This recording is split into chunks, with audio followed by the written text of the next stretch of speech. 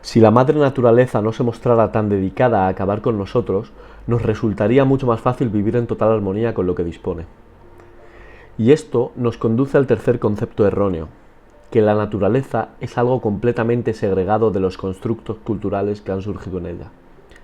El orden dentro del caos y el orden del ser resultan más natural cuanto más se prolonga, puesto que la naturaleza es lo que selecciona. Y cuanto más larga sea la existencia de un atributo determinado, más tiempo ha tenido para ser seleccionado y para afectar a la vida. No importa si se trata de un aspecto físico y biológico o bien social y cultural, lo único que cuenta desde una perspectiva darwinista es la permanencia. Y lo cierto es que las jerarquías de dominación, por muy sociales o culturales que puedan parecer, llevan presentes 500 millones de años. Es algo permanente, es real. Esta jerarquía no es capitalismo, ni tampoco el comunismo. No es el complejo militar, industrial ni el patriarcado. Ese artefacto cultural desechable, maleable y arbitrario. No es ni siquiera una creación humana, o no lo es en el sentido más profundo.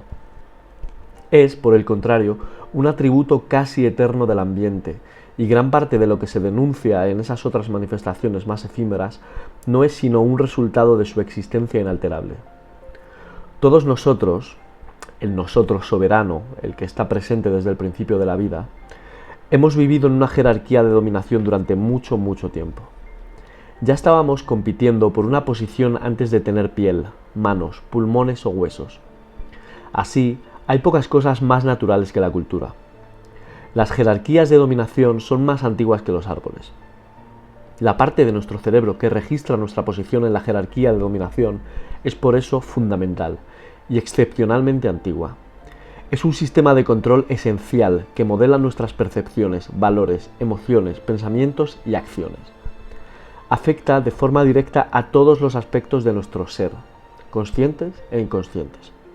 De ahí que, cuando sufrimos una derrota, nos comportemos de forma muy parecida a las langostas que han perdido una pelea.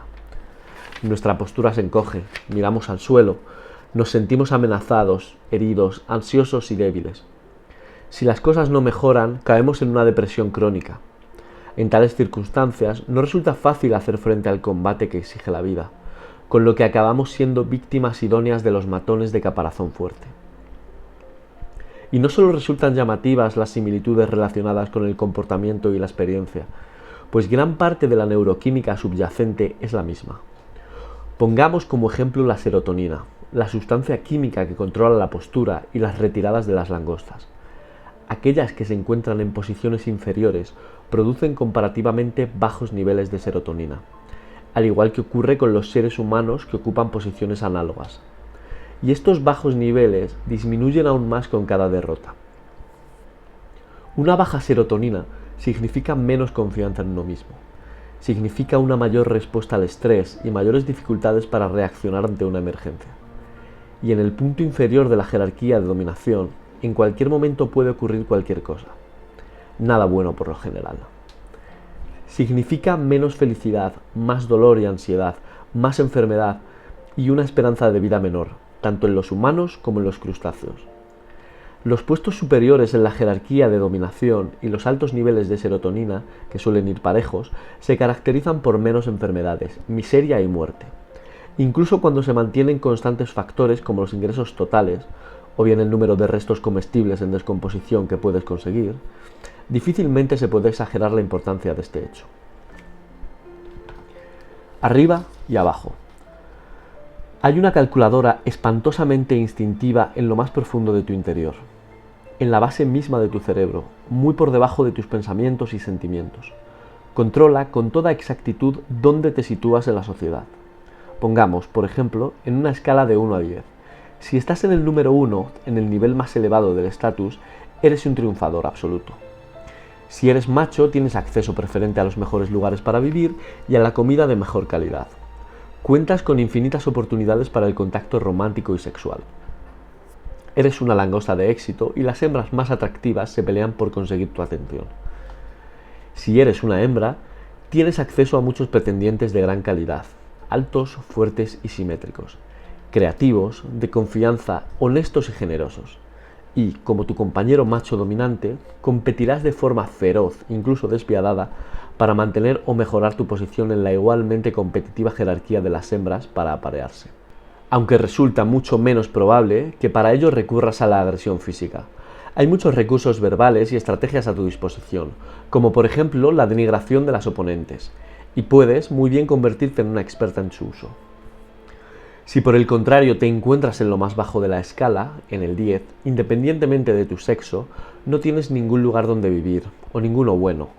Tu comida es horrible, y eso cuando consigues comer. Tu estado físico y mental es malo y no suscitas el menor interés romántico a nadie, a no ser que compartan tu nivel de desesperación. Tienes más probabilidades de contraer una enfermedad, envejecer con rapidez y morir joven. Y pocos, en el mejor de los casos, llorarán tu desaparición. Puede que ni siquiera el dinero te resulte útil, no sabrás cómo utilizarlo, porque es complicado hacerlo de forma apropiada, sobre todo cuando no se está familiarizado con su uso. El dinero te expondrá a tentaciones peligrosas de drogas y alcohol, que resultan mucho más gratificantes cuando uno se ha visto privado de placeres durante mucho tiempo. El dinero también te convertirá en presa de depredadores y psicópatas que prosperan explotando a quien se encuentra en los estratos más bajos de la sociedad. El fondo de la jerarquía de dominación es en verdad un lugar horrible y peligroso. La parte prehistórica de tu cerebro, especializada en evaluar la dominación, presta atención a cómo te tratan las otras personas. A partir de estos indicios, emite una estimación de tu valor y te asigna un estatus. Si tus colegas te consideran de poco valor, este dispositivo reduce la serotonina disponible y así te vuelves un individuo mucho más reactiva física y psicológicamente a cualquier circunstancia o acontecimiento que pueda suscitar emoción, sobre todo si es negativa. Y lo cierto es que necesitas esa reactividad, ya que los imprevistos son mucho más comunes cuando te encuentras abajo del todo, y lo fundamental es sobrevivir. Desgraciadamente, esta sobreexcitación, esta alerta constante, consume mucha energía valiosa y muchos recursos físicos. Este tipo de respuesta no es otra cosa que lo que todo el mundo conoce como estrés. Y no se trata en absoluto de algo que sea exclusiva o incluso principalmente psicológico. Es más bien un reflejo de las auténticas limitaciones que imponen unas circunstancias desafortunadas. Cuando se vive en lo más bajo de la escala, el viejo dispositivo del cerebro asume que incluso el menor contratiempo imprevisto puede desencadenar una sucesión incontrolable de acontecimientos negativos, que habrá que afrontar a solas, ya que en los márgenes de la sociedad es difícil contar con amistades que resulten útiles. Así pues, físicamente tendrás que sacrificar una y otra vez lo que en otras circunstancias podrías reservar para el futuro. En cambio, lo invertirás en un estado de alarma y en la posibilidad de reaccionar de forma inmediata en el presente. Cuando no sabes qué hacer, hay que estar preparado para cualquier cosa, por si acaso. Es como sentarse en el coche y pisar con toda la fuerza al mismo tiempo el acelerador y el freno. Si algo así se lleva demasiado lejos, todo se viene abajo. El viejo dispositivo incluso cerrará tu sistema inmunitario, agotando ahora mismo, en las crisis actuales, toda la energía y los recursos necesarios para tu salud futura.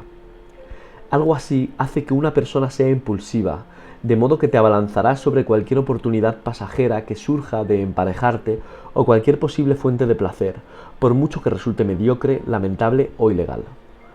Será mucho más probable que vivas en el filo de la navaja cada vez que se intuya una oportunidad de gozar. Las exigencias físicas de esa alerta permanente te desgastarán en todos los sentidos posibles. Si, por el contrario, disfrutas de un estatus elevado, los mecanismos fríos y antediluvianos del dispositivo entienden que te encuentras en un nicho estable, productivo y seguro, y cuentas con un sólido respaldo social. Considera así que no resulta muy probable que algo te pueda perjudicar, e incluso lo descarta. El cambio puede plantear una oportunidad en vez de un desastre. Así, la serotonina fluye a raudales, lo cual refuerza tu confianza y tu tranquilidad, te hace erguirte y te aleja de la alarma constante. Puesto que tu posición es segura, es probable que el futuro te sonría, con lo que merece la pena pensar a largo plazo y considerar proyectos para un mañana mejor. No tienes que asirte de forma desesperada a cualquier migaja que te lance la fortuna, porque puedes esperar de forma realista que te sigan llegando oportunidades positivas. Puedes postergar la satisfacción sin tener que renunciar a ella de forma permanente. Te puedes permitir ser un ciudadano que reflexiona y que despierta confianza. Error. Sin embargo, en ocasiones, el mecanismo del dispositivo falla. Su funcionamiento puede verse alterado, por ejemplo, por hábitos alimenticios o de sueño erráticos, o quizá la incertidumbre lo sorprenda. El cuerpo, con sus diversos organismos, tiene que funcionar como una orquesta bien entrenada. Cada sistema tiene que desempeñar su papel de forma correcta y exactamente cuando le corresponde. De lo contrario, se produce el caos. Por eso las rutinas resultan tan necesarias. Las acciones que repetimos cotidianamente tienen que estar automatizadas, tienen que convertirse en hábitos sólidos y estables, de tal forma que pierdan su complejidad y resultan simples y predecibles. Es algo que se puede percibir con particular claridad en el caso de los niños pequeños, que son juguetones y encantadores cuando mantienen ritmos de descanso y comida estables, pero que se vuelven criaturas llorosas e insufribles cuando no lo hacen. Por eso, lo primero que siempre pregunto a mis clientes clínicos es ¿cómo duermen? ¿Se levantan por la mañana aproximadamente a la misma hora a la que se levanta la mayoría de la gente y lo hacen cada día? Si responden que no, eso es lo primero que propongo solucionar.